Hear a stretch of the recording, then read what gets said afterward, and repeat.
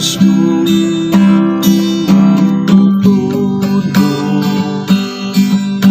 aniya kami karon. Binuksan ang kasing-kasing sa imong pulong.